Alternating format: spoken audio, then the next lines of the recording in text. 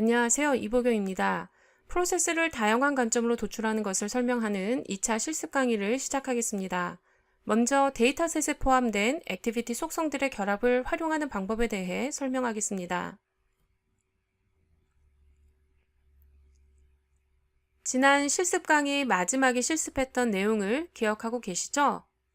우리는 콜센터 example 파일을 불러와서 케이스 아이디 필드를 케이스 아이디로 설정하고 오퍼레이션 필드를 액티비티로 설정하고 스타트 타임과 엔드 타임 필드를 각각 타임 스탬프로 설정했습니다. 이러한 데이터 가져오기 설정을 통해서 발견한 프로세스 맵의 액티비티는 무엇일까요? 발견한 프로세스 맵을 보면 오퍼레이션 필드의 값들이 액티비티로 활용된 것을 알 수 있습니다. 예를 들어 케이스 1의 첫 번째 액티비티가 인바운드 콜입니다. 프로세스 맵을 보면 이 액티비티가 콜센터 프로세스의 시작 액티비티임을 알 수 있습니다. 해당 콜센터의 비즈니스 규칙에 따르면 프론트라인에 위치한 직원만이 인바운드 콜 액티비티를 수행해야 합니다. 백라인에 위치한 직원은 고유의 업무를 수행해야 하기 때문에 가능하면 고객 문의에 응대하지 않는 것이 회사 입장에서는 더욱 좋은 것입니다. 이러한 비즈니스 규칙이 잘 준수되고 있는가를 어떻게 확인할 수 있을까요? 바로 두 번째 방법을 적용하면 됩니다. 데이터 가져오기 단계에서 다른 설정은 그대로 둔 채로 아도로 설정한 에이전트 포지션 필드를 액티비티로 설정합니다. 즉, 오퍼레이션과 에이전트 포지션 필드를 결합해서 액티비티로 설정하는 것입니다. 이러한 설정을 통해서 발견한 프로세스 맵의 액티비티는 무엇일까요? 발견한 프로세스 맵을 보면 인바운드 콜과 프론트 라인이 결합된 액티비티를 볼 수 있습니다. 또한 인바운드 콜과 백라인이 결합된 액티비티도 볼 수 있습니다. 이와 같이 인바운드 콜이라는 동일한 이름의 액티비티가 이를 수행한 에이전트 위치에 따라서 인바운드 콜 프론트 라인, 인바운드 콜 백라인 이렇게 다른 액티비티로 구분되는 것을 알 수 있습니다. 이러한 프로세스 맵을 통해 프론트 라인에서 인바운드 콜이 수행되고 나서 바로 백라인에 위치한 직원에게 업무가 할당되는 경우가 152번 있었음을 알 수 있습니다. 이제 디스코를 활용해서 직접 실습을 해보겠습니다.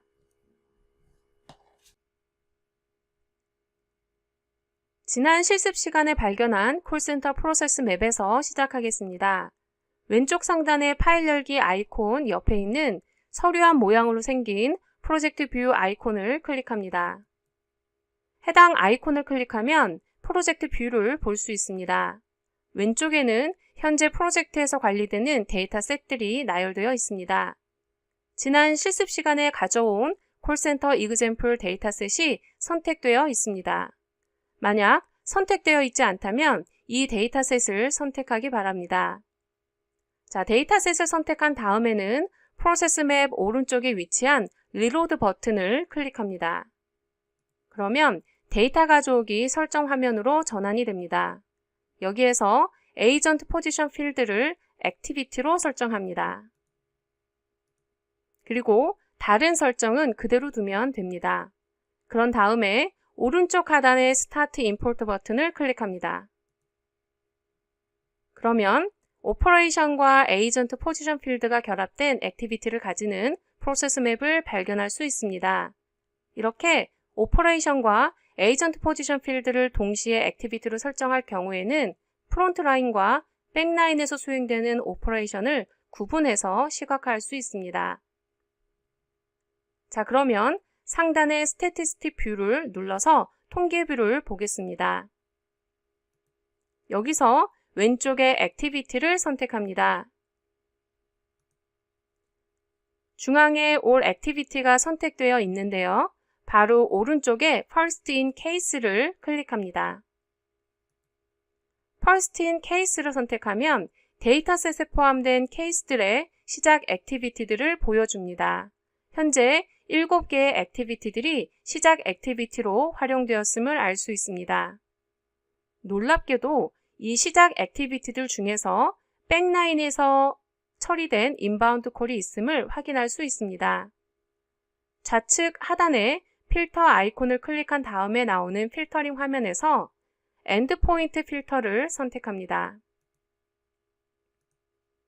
자, 그런 다음에 좌측의 스타트 이벤트 밸류에서 인바운드 콜 백 라인만 선택합니다. 자, 선택을 위해서 먼저는 X 버튼을 눌러서 모든 선택을 해제한 후 인바운드 콜 백 라인만 선택합니다. 우측의 엔드 이벤트 밸류는 모두 선택된 상태로 그대로 둡니다. 이러한 필터 설정은 인바운드 콜 백라인에서 시작한 케이스만을 필터링 하겠다는 의미입니다. 우측 하단에 어플라이 필터를 클릭합니다. 자, 맵뷰를 클릭해서 발견한 프로세스 맵을 확인해 보겠습니다.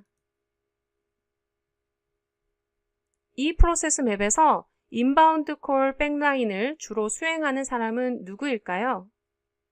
이 질문에 답하기 위해서 인바운드 콜 백라인 액티비티를 클릭하면 나타나는 팝업 화면에서 아래쪽에 필터 디스 액티비티를 클릭합니다. 자, 그러면 애트리뷰트 필터 설정 화면으로 이동합니다. 자, 필터링 모드에서 Keep Selected를 선택합니다. 이러한 선택은 인바운드 콜 백라인 액티비티만 필터링 하겠다는 의미입니다. 자, 여기서 주의 깊게 보실 부분은 엔드포인트 필터가 적용된 결과에 애트리뷰트 필터가 적용된다는 것입니다.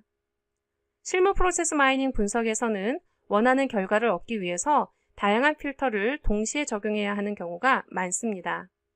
자, 이제 우측 하단에 어플라이 필터를 클릭합니다. 그런 다음 통계뷰로 들어가서 왼쪽에 리소스를 클릭합니다. 자, 그러면 백라인에 위치한 두 사람이 인바운드 콜을 처리하고 있음을 알 수 있습니다. 특히 스티브가 다수의 인바운드 콜을 처리하고 있음을 확인할 수 있습니다.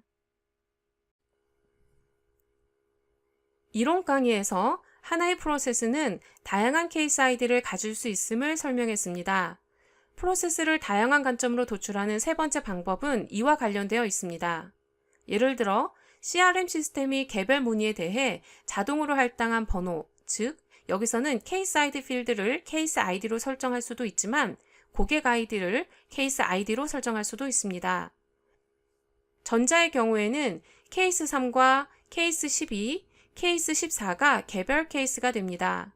그러나 고객 아이디를 케이스 아이디로 설정하면 커스터머 3과 관련된 케이스 3, 케이스 12, 케이스 14는 하나의 케이스에 포함되게 됩니다.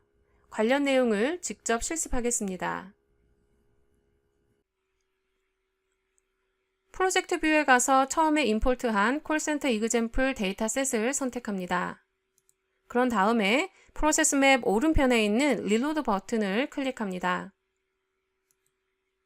데이터 가져오기 설정 화면에서 케이스 아이디 필드를 아더로 지정하고 커스터머 아이디 필드를 케이스 아이디로 설정합니다. 그런 다음에 우측 하단에 스타트 임포트 버튼을 클릭합니다. 발견한 프로세스 맵을 보면 인바운드 콜이 반복된 경우가 2678개 케이스에서 1428번 발생했습니다. 최초 통화에서 문제가 해결되지 않았다고 생각하는 고객이 콜센터에 다시 전화할 수 있기 때문에 이러한 반복이 높게 발생하는 것입니다. 만약 고객이 특정 제품별로 문의하는 것을 별도의 케이스로 구분하고 싶다면 어떻게 하면 될까요? 프로젝트 뷰로 되돌아가서 리로드 버튼을 클릭합니다. 그런 다음에 케이스 아이디 필드를 아더로 설정하고 커스터머 아이디와 프로덕트 필드를 각각 케이스 아이디로 설정합니다. 자, 그런 다음에 스타트 임포트 버튼을 클릭해서 데이터를 가져옵니다. 케이스 뷰에 가서 케이스 아이디를 살펴보면 커스터머 3 맥북 프로와 커스터머 3 아이폰이 별도의 케이스 아이디로 설정되어 있음을 알 수 있습니다. 이번에 실습한 강의의 핵심 내용은 다음과 같습니다. 데이터 가져오기 설정 단계에서 케이스 아이디와 액티비티에 대한 설정 변경을 통해 우리는 프로세스에 대한 다양한 관점들을 빠르게 얻을 수 있음을 배웠습니다. 여러분은 프로세스 마이닝의 이러한 장점을 이해하고 실무 프로젝트에서 이를 적극적으로 활용하길 권장합니다. 실제 국내 대기업과 공공기관에서 수행된 프로젝트에서 프로세스 마이닝의 이러한 장점을 활용해 좋은 분석 결과를 도출했습니다. 감사합니다. 다음 강의에서 뵙겠습니다.